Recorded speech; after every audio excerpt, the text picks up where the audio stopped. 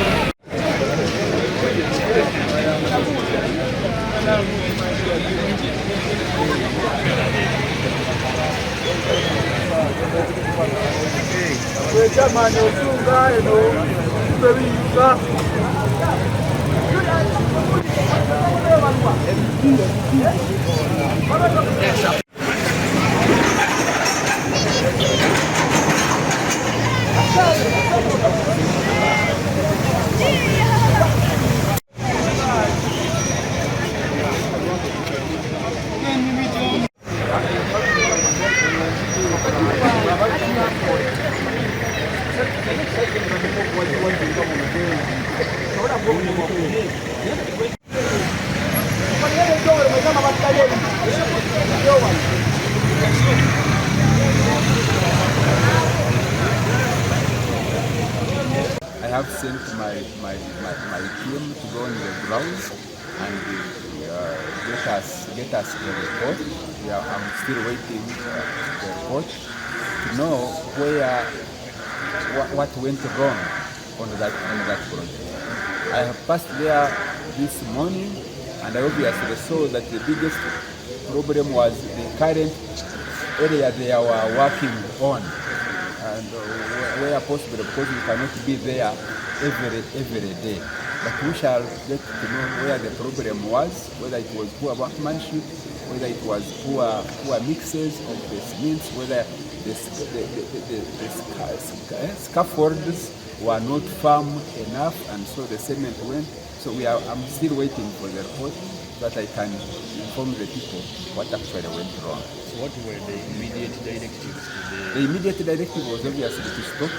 the construction, and I can tell you there is no work going on at the moment. We are very lucky that we didn't have any injuries on the site, so we do believe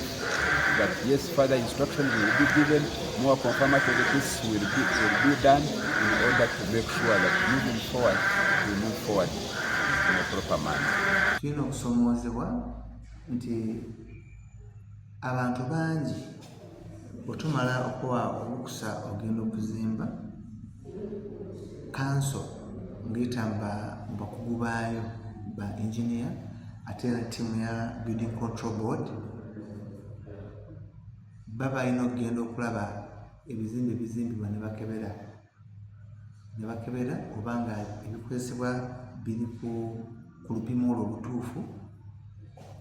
era ekizimbe ekyo tukkiriza nti kyakolebwa, omulimu gwakolebwa kuba ekizimbe ekyo kyatandika ndoza mu 2022-23. So foundation twagisupervisinga bulungi nnyo era eri mu mbeera nnungi. Engineer eyazze n'agatta ku mulimu ogwo gwegwo okukomawo abantu ne bebbirira, kubanga wabanga yabadde wakuddamu okukola yabadde alina okukomawo ategeeze kanso era abakugu baddeyo beetegereze biki ebikolebwa nga babadde bakola bafuba. Naye kati ye we yazzeeyo yayongereza ku kiri kyokugaba ekizimbe ekyo tekyagudde kyonna, ekyayongezeddwako mu nnaku zino kyekyo kyagudde, era ekyo yakikoze nga ffe nga tetuli inneno kubajjukira nti abantu bo balaba ekizimbe tetwakola plan ne bajja approvinga ne bagoberera kati oba bakomyewo nga wano yalibadde alina okukomawo wano waba alina kyakyusaamu yalibadde akola kyebayita interpreted structure plan wabanga abadde ayongereza kuba continuinga ne construction ye era yabadde alina okukomawo afune wano obukugu obumala balabe abakugu nti ekikolebwa kyekyo ekituufu ekitakola kati okusomeza kwe tulina tibe bantu abazimba ebizimbe ne batabimala mu kiseera ekyo kye baasaba okubimala obatuuka olwokuba bamanyi tuno baba balina okuddamu ate okuwaayo maybe esente ezimu oba okuddamu okusaba bajje bakikola mu ngeri ey'obubba naye nga ekyo kitadde ku bbali tutuzino kizuula nti n'ebikozesebwa kati naye tulina okubyekenneenya nazi kuno omutonga tamuguziza omutayimbwa nti aguza sementi ng'omanya nti aguza sementi kati olwaleero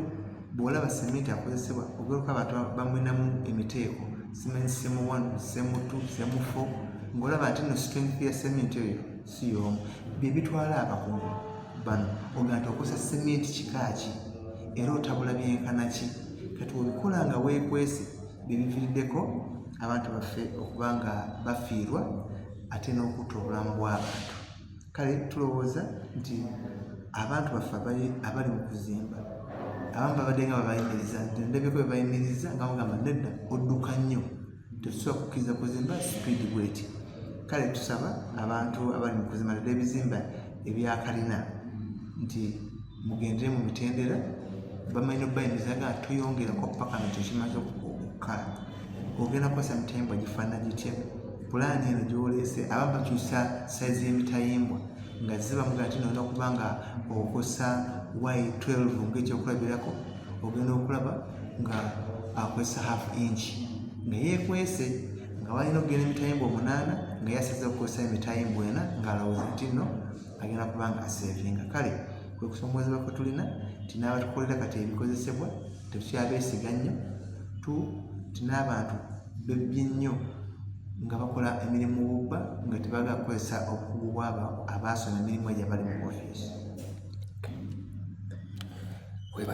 Nze boogere nsensebuse nze division mayor wa Mukono Central Division. Mazima njagala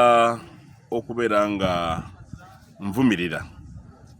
bannannyini bizimbe oba abo abagagga abaagala okuzimba mu kibuga kino ekya Mukono okubaako ebintu bye beegendereza obutabikola ku lw'okutaasa abantu baffe. Twabadde tutambula awo ne tusanga ekizimbe ekyo nga kigwa nga kiyiikamu naye nga kiriko abakozi 40 basitula batwala enkokoto giteeka waggulu naye nga tebagirinze badduka sipiidi mpitirivu nnyo ekizimbe ne kiyiikamu. Katonda yayambye buyambi okubeera nga tewaliwo mukozi oba mwana yenna yafunye buzibu naye kyayiise ffenna tutunula bwe tuti nga tulaba era nga kireetera okwebuuza nti ddala kituufu wabadde bamonitalinga omulimu guno nga bayinginiya mubadde mufaayo okujja okulaba ebigenda mu maaso kubanga ate n'olugambo lubaddewo nga lutambula nga lugamba nti abakozi abakola ku kizimbe ekyo balina engeri gye bakukusa seminti ne bamutunda mu byalo. Kati kiba kitegeeza nti mukola omulimu guno ne seminti atawera akosezza omulimu gwabwe so nga ate abadde ayinza n'okutwala obulamu bw'abantu baffe ne tutandika okudda mu miranga nga bye tubale tuwulira e Kampala. N'olwekyo njagala okusaba bayinginiya baffe basiva inginiya baffe betulina babayingina ba municipality okufaayo ennyo wakati mu kubaliriza okugaba pulaani nga tuziwadde abantu bano naye n'okukola weekly monitoring oba daily monitoring ey'okulaba abazimbi oba nga ddala bye bakola ne speed ekizimbe kwe kitambulira nga ddala kituufu kyekyo era kigwanidde. Otherwise bwe tutakikole ku bizimbe ebimeruka enkya n'eggulo kati mu kibuga ekya municipality kino kubanga essaawa yonna kino ekibuga kiyingira city ebizimbe ebimeruka biteekwa okubeera nga abainginiya babirambula oluvannyuma lw'okubawa pulaani ate basobole okubeera nga bazimba ebintu ebigumu ebinaaba nga tebigenda kutta bantu baffe. Tetwagala kuwulira njega zitta bantu nga bwe gubadde nga e Kampala oba mu bitundu ebirala bye tuba tuwulira. Erinnya Kaweya Ronald nga yenze Deputy Mayor wa Mukono Central Division. Nga Mukono Central Division twetaaga okubanga abantu bano abazimba ebizimbe bwe bajja mu bayinginiya batuwa omukisa naffe nga committees wano nga tulina committee ya works okusobola okubanga bajja okusupervisinga ku bizimbe bino olw'ensonga nti speed ezimbibwako ebizimbe bino naye twatandise otweraliikiriza. Omuntu atandika ekizimbe leero wayitawo ennaku 3 ng'omulaba ali mu kuyiwa siraabu ya waggulu ne weebuuza ekizimbe kino kyo kiweereddwa budde ki okusobola okukala, okusobola okuguma, okusobola okubanga emitayimbwa egikozeseddwa ddala kituufu gisobola okuwanirira emyaliriro egyo egiteereddwa ku kizimbe ekyo n'obwangu bwekikoleddwamu. Awo nno tusaba okubaawo enkola amangu gye tugenda okukola ng'abakulembeze okusobola okuteekawo etteeka eriraga nti omuntu wano mu Mukono Central Division okuzimba ekizimbe bwe kityo ayita mu mitendera bwe gityo okubanga n'obukiiko buno obwa kanso busobola okuvaayo bujje busupervisinge ku bizimbe ebyo tusobole okulaba nga tukuuma obulamu bw'abantu ate n'okukuuma ssente z'abagagga. Twala omulanga guno okwogera nga ngamba ba contractors kubanga balabika be balina obuzibu nti abantu betukozesa tebali qualified. Bw'obasanga nga tebali qualified ate ne materials gwe bakozesa abeera munafu oba abatatuukiridde n'ekirala abatawera.